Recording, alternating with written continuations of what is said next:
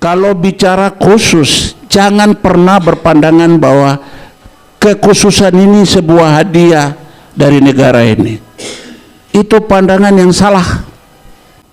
Undang-undang Otsus dalam praktek kita ini pemerintahan Otsus, tapi kita lebih banyak menggunakan dasar-dasar penyelenggaraan pemerintah daerah dengan undang-undang yang bersifat reguler berlaku di Indonesia lain. Lalu untuk apa ada undang-undang Otsus? Kita tahu aturan itu, tapi orang lain sengaja menjadi buta huruf yang tidak pernah baca aturan. Makanya mereka tabrak aturan ini sesukanya. Ini persoalan. Kita dalam perjalanan, kalau sudah sampai ke Golgota, baru ada kemenangan tentang hak itu. Kalau kita belum sampai ke Golgota, berarti kita masih pikul salib berat itu untuk kita menang. Wahai saudaraku semua, saya tahu bahwa perjalanan kita yang dulu kita pikir itu jalan mulus, tapi sekarang kita sedang berhadapan dengan sebuah kerumitan realita. Tapi saya hanya mau pesan, jangan kecewa, jangan menangis. Kalau kita kecewa dan menangis, berarti kita akan kehilangan daya apapun untuk bisa memenangkan harapan kita. Tuhan menempatkan kita sebagai manusia hitam pertama dan keriting yang menikmati siang lebih dulu. Jadi persoalan untuk terbitkan matahari ini bukan dibahas di Senayan. Ini adalah anugerah Tuhan tersendiri. Tuhan menjatuhkan pilihan bahwa tanah Papua ditaruh di gerbang fajar yang lebih dulu harus disinari matahari. Ya, ini satu kekayaan unik yang dimiliki oleh masyarakat dunia Papua ini. Jadi itu yang mau saya sampaikan dalam kesempatan Zoom ini, untuk dipahami bahwa kita bukan orang terkutuk. Kita ini orang-orang terberkati yang belum mengoptimalkan ya berkat atau anugerah Tuhan itu. Ya, sehingga diskusi ini menjadi penting untuk kita bicarakan. Ya, kalau bicara khusus, jangan pernah berpandangan bahwa kekhususan ini sebuah hadiah dari negara ini. Itu pandangan yang salah. Kekhususan kita ini anugerah Tuhan, itu yang harus dipahami. Nah, kita sekarang berada di persimpangan pemahaman itu. Kita selalu berpikir bahwa kekhususan ini adalah pertimbangan Jakarta untuk kasih kekhususan. Tidak. Tuhan lebih dulu memberikan kekhususan ini. Ya. Jadi kita sepakat dulu di situ. Sehingga ketika orang narasikan yang namanya kekhususan di Undang-Undang 21 yang kemarin sudah dirubah karena dianggap bahwa angka 21 itu membawa sial untuk orang Papua, jadi harus diganti dengan nomornya, diganti dari 21 menjadi 2. Ini turun kelas. Sudah 21 terus turun ke 2. Menurut pandangan saya itu turun kelas. Ya, saudaraku, kekhususan yang ada pada kita itu, ini sampai sekarang periksa kamus ya besar Indonesia itu baik-baik. Apa yang dimaksud dengan kekhususan? Kekhususan sampai sekarang itu tidak jelas. Sehingga jangan heran 20 tahun, 30 tahun kita berjalan di wilayah abu-abu untuk melihat sebuah kejelasan harapan yang menjadi kompromi kita semua dengan Jakarta. Ya. Jadi ini undang-undang secara khusus itu harus diterapkan. Semua undang-undang, seluruh pemikir negara ini sudah berpikir keras untuk menghasilkan rumusan tentang kekhususan, mulai dari pasal 18. negara mengakui dan menghormati satuan-satuan pemerintahan daerah yang bersifat khusus atau bersifat istimewa yang diatur dengan undang-undang. Kata dengan, kata penghubung dengan di situ tuh maksudnya hanya satu undang-undang. Kalau dalam undang-undang bisa dijabarkan dalam beberapa undang-undang. Itu makna kata penghubung dengan dan dalam. Nah, sehingga yang mengatur kita berpemerintahan khusus itu penjabaran dari pasal 18B ayat 1 yang kemudian menjabarkan ketentuan terakhir yang selalu bilang ketentuan lebih lanjut mengenai pelaksanaan pasal ini akan diatur dalam undang-undang. Ini perintah beruntun yang dikeluarkan secara norma hukum yang punya legalitas. Ya, sehingga itu dijabarkan. Nah, kita sekarang masih berkutat di kekhususan itu. Keluar lagi impres waktu saya jadi dipercayakan Tuhan untuk menjalankan amanat di Papua, di Merauke waktu itu. Kita undang Presiden SBY datang ke sana. Lalu Presiden minta untuk membuat satu Inpres khusus yang disebut Inpres nomor 5 tahun 2007 tentang percepatan pembangunan Papua dan Papua Barat pada saat itu. Poin kelima itu bunyinya begini: perlakuan khusus bagi pengembangan sumber daya manusia putra-putri asli Papua. Itu kata kuncinya yang sekarang masih berpersoalan sampai Pileg 2014 Februari 2024. Karena orang semua, kita semua, karena ini menyangkut kepentingan, kita tahu aturan itu. Tapi orang lain sengaja menjadi buta huruf yang tidak pernah baca aturan. Makanya mereka tabrak aturan ini sesukanya. Ini persoalan. Kalau kita semua menjadi pembaca undang-undang, berarti harapannya kita semua harus menerapkan undang-undang itu sesuai dengan amanat yang diharapkan itu. Perlakuan khusus bagi pengembangan sumber daya manusia putra-putri asli Papua. Sekarang Inpres nomor 5 2007 pasalnya itu diinjak-injak dengan menabrak. Karena demokrasi khusus di Pileg ini itu bukan demokrasi. Itu adalah barter, jualan, di mana orang yang bisa membeli kursi dialah yang akan menduduki itu. Sampai-sampai ada makhluk-makhluk yang turun dari planet mana bisa duduk menjadi anggota perwakilan Papua. Jadi orang ada Papua abad milenial yang tadinya hitam dan keriting dikenal oleh kita, dikenal oleh dunia, tapi tiba-tiba ada manusia sulapan di abad milenial yang bisa menjadi perwakilan orang Papua. Memang amanat mana yang kita bisa jalankan kalau itu menyangkut diri kita sendiri itu? Ini ada pengkhianatan yang sangat luar biasa. Masalahnya ada di mana? Masalahnya ada di pengawasan pemerintah pusat terhadap penerapan undang-undang yang sudah dihasilkan demikian baiknya, tetapi tidak ada kontrol. Kalau ada kontrol, saya percaya bahwa kita bisa jaga koridor 80-20 itu. Sekarang terbalik. Di Papua Selatan ini terbalik. Bukan 80-20. Sudah tidak realistis. Kita sudah mulai dari DPRD tahun sebelumnya.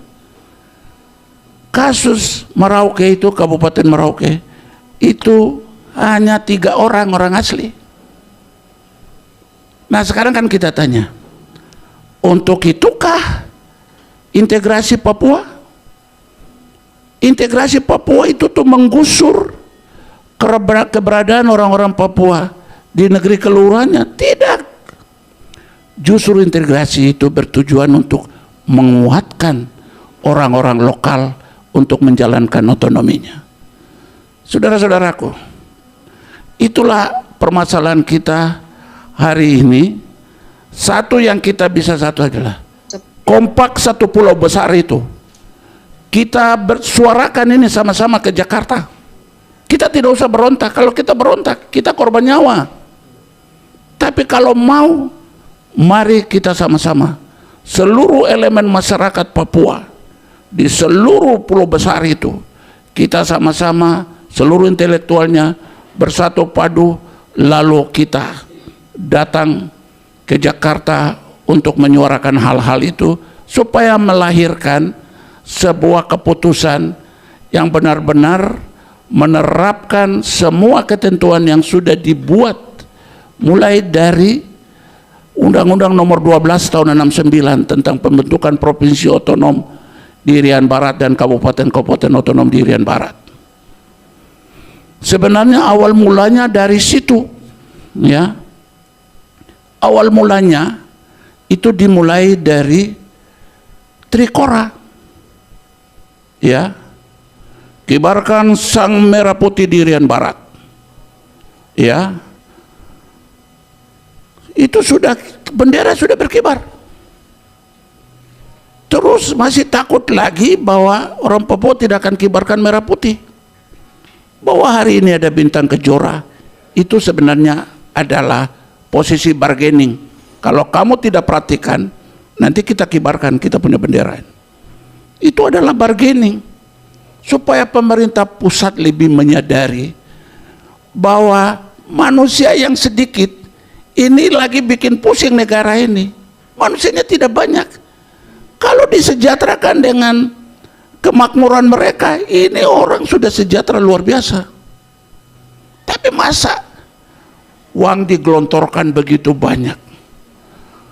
Orang pikir kita sendiri yang kelola uang. Coba lihat di birokrasi itu.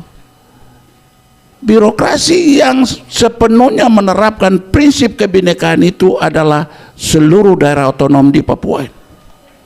Sangat luar biasa. Kita mau mengalah, kita mau merelakan hak kita, kita mau berbagi. Ya.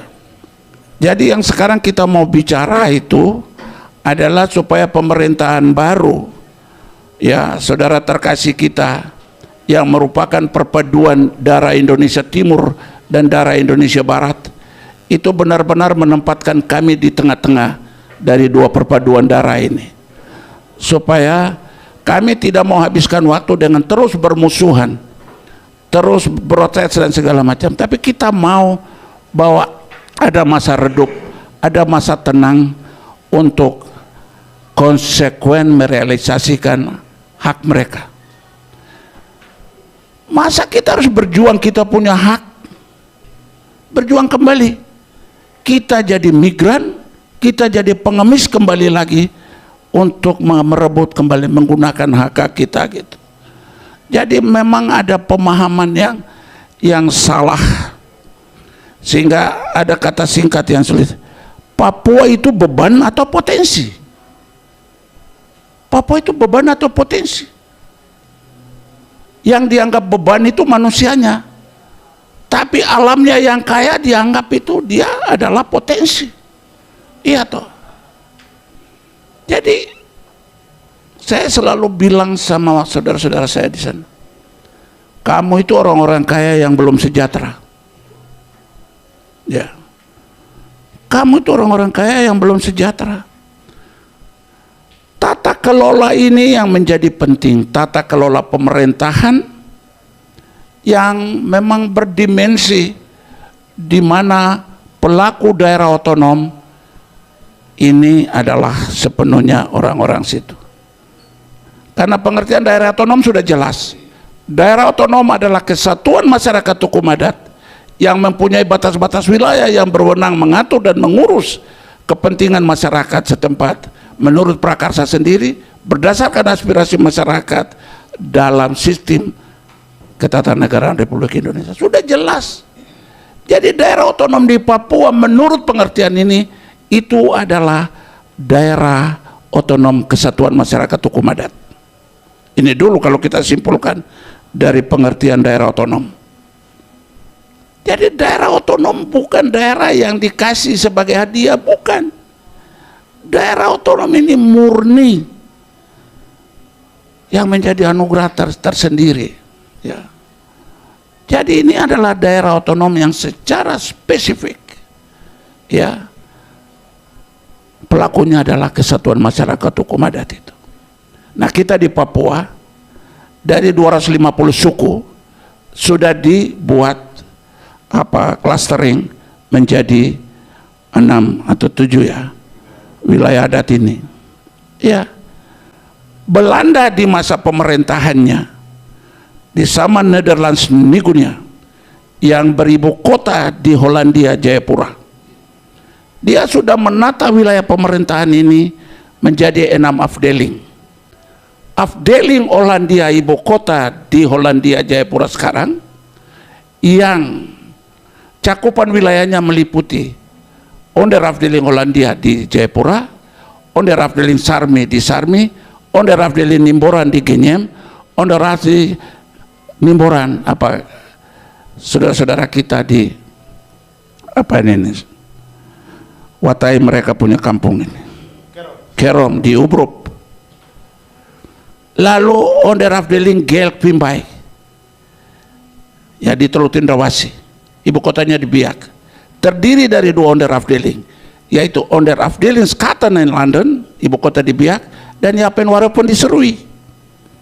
Lalu Afdeling West Papua yang sekarang Papua Barat itu, ibu kotanya di Manokwari, terdiri dari Onder Afdeling Manokwari di Manokwari, Ransiki di Ransiki, Teminabuan di Teminabuan, Raja Ampat di Dom, Sorong di Sorong. Lalu Onder Afdeling Fakfak, ibu kotanya di Fakfak, terdiri dari 3 Onder Afdeling. Onder Afdeling Fakfak di Fakfak, Kaimana di Kaimana, dan Mimika di Kokonau. Ya. Lalu Onder Afdeling Syd Nigunia Selatan, ibu kota di Merauke, terdiri dari Onder Afdeling Merauke di Merauke, Muyu di Midiptana, Bovendigul di Tanah Merah, lalu Asmat di Agats. Nah, hanya karena Onder Afdeling Mapi yang ibu kotanya di salah satu tempat bukan di Kepi, itu di daerah Aboge ini ada pertikaian sehingga pemerintah Belanda, di mana Partai Katolik itu adalah partai penguasa di Belanda di Tweede Kamer, mereka disatukan di Kepi, sehingga Onder Afdeling yang gagal dibentuk adalah Onder Afdeling Mapi dan Onder Afdeling Awiu. Basisnya itu adalah basis kesukuan. Ya. Jadi Belanda jauh lebih bijaksana melihat itu. Ya. Lalu Onder Afdeling kita di Pegunungan Tengah yang sekarang itu sentral Nigunia dulu, ya. Lalu dirubah menjadi sentral Berkran, dibagi 2, yang Tigi di Wagete, lalu Paniai di Enarotali, lalu di Osberklan pada saat itu mereka dari Jayawijaya bergabung di Hollandia, ditingkatkan menjelang plebisit itu tahun 62, ya, itu di Grote Valley, Swart Valley, Nordos Balim, West Balim, ibu kotanya di sana. Nah, dalam komentar buku Belanda, ibu kota itu belum sempat dibentuk sampai PPRA kita bergabung dengan Republik Indonesia. Itu catatan sejarah yang kita sudah lalui. Sebelum 6 afdeling itu dulu itu 3 afdeling. Kami di selatan masuk di afdeling Tual. Makanya orang-orang Maluku Tenggara itu banyak di selatan itu. Gara-gara konsekuensi afdeling Tual itu, semua pejabat dari Maluku Tenggara menjadi pembesar di Papua Selatan, termasuk keuskupan. Kami masuk keuskupan Amboina pada saat itu. Ya, jadi gereja Katolik. Ya. Jadi Ini adik-adikku, anak-anakku semua, ini saya jelaskan bahwa ada perjalanan sejarah panjang yang kita sudah lalui. Nah, sejarah ini kita tidak gunakan untuk melanjutkan pemerintahan yang sudah ditata, karena pemerintahan ini sejalan dengan kehendak Tuhan. Kehendak Tuhan itu sudah dijabarkan oleh pemerintahan Nederlands Nigunia, ya. Lalu kita masuk ke 1269. Dari situ kita mulai masuk dengan 9 kabupaten saja. Dan sekarang pengembangannya sudah begitu luas. Persoalan pokok kita adalah, untuk apa kita jadi daerah otonom? Apa bedanya dengan pemerintahan reguler biasa? Dalam praktek ya, Undang-Undang Nomor 24 Tahun 2003 tentang pemerintahan daerah, lalu kemudian juga Undang-Undang Otsus, dalam praktek kita ini pemerintahan Otsus, tapi kita lebih banyak menggunakan dasar-dasar penyelenggaraan pemerintah daerah dengan undang-undang yang bersifat reguler berlaku di Indonesia lain. Lalu untuk apa ada Undang-Undang Otsus? Ini jadi pertanyaan dan catatan kita untuk kembali menggugah pemerintah pusat, supaya mari termasuk pemilihan gubernur dan wakil gubernur dan semua itu harus ditunjuk, karena kasus ini sama dengan kasus yang dialami oleh saudara-saudara kita di Yogyakarta, ya.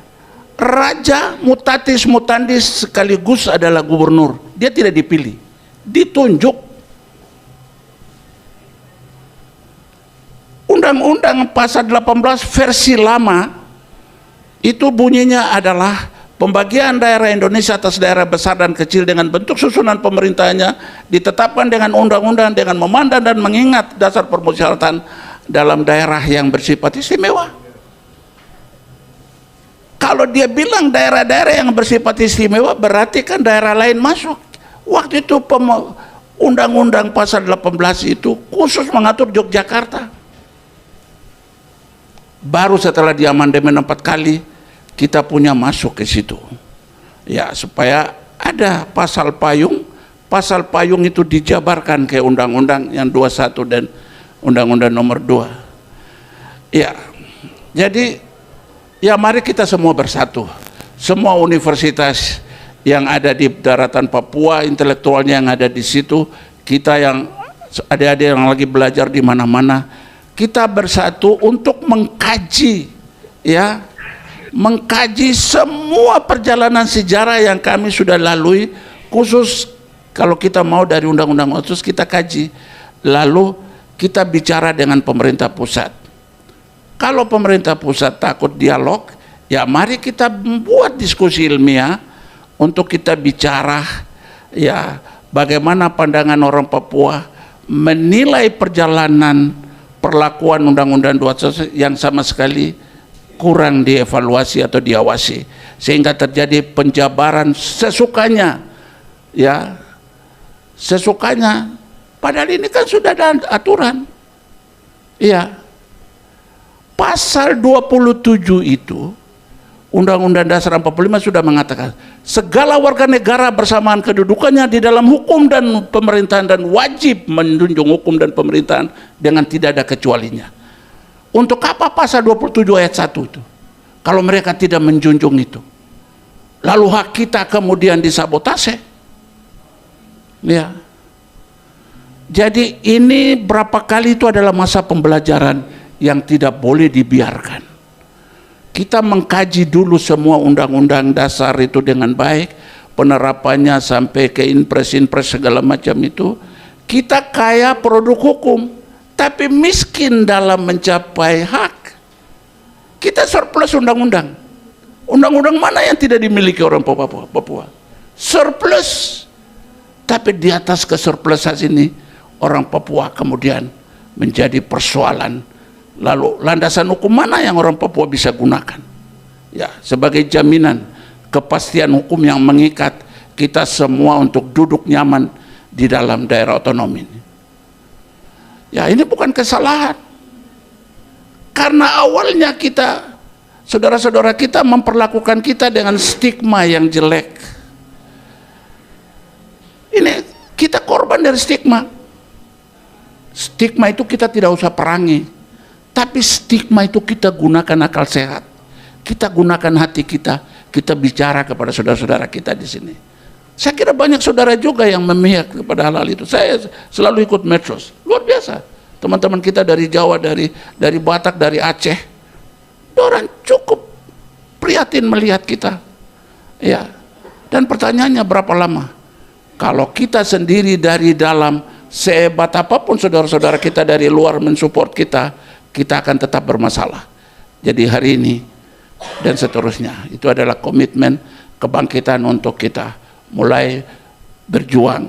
Mungkin ada landasan lain yang kita mau bicara, ya ada adik-adik ini mau bikin perpu atau apapun, tapi satu catatan saya, bahwa Papua ini sudah ditimbun dengan sejumlah peraturan yang sangat luar biasa, tapi dalam realitas kita masih terus berpersoalan. Pertanyaannya, ada apa? Itu yang mesti kita jawab secara bersama-sama untuk duduk, lalu kita bicara dengan anak-anak muda kita yang besok akan melanjutkan estafet ini, tidak dalam keadaan bahwa mereka sudah tidak tahu apa-apa, apa yang mau dilakukan. Jadi transformasi nilai-nilai kebenaran dan hak-hak yang sudah diatur mulai dari firman Tuhan sampai ke Undang-Undang Dasar 45 dan peraturan-peraturan pelaksanaan harus dipegang. Wajib hukumnya anak-anak kita harus menggunakan. Kalau kita debatnya itu harus dasar hukum. Kalau kita mau bicara debat dengan, kita akan padam, kita ini berapa kuat. Tapi satu saja, kalau ada dasar hukum. Mbak Google dengan Mbak YouTube ini kan bantu kita. Yang penting jangan taburkan hawa panas. Yang penting adalah bahasa bijaksana yang kita coba sentuh. Ya, ini harapan saya selaku orang tua yang sudah berkecimpung malang melintang di dalam sejarah ini, sampai juga ada catatan hidup saya. Sekarang satu, kita pikul salib berat, ya. Kita adalah pemanggul salib. Kita dalam perjalanan, kalau sudah sampai ke Golgota, baru ada kemenangan tentang hak-hak itu. Kalau kita belum sampai ke Golgota, berarti kita masih pikul salib berat itu untuk kita menanjak. Itu saja. Terima kasih.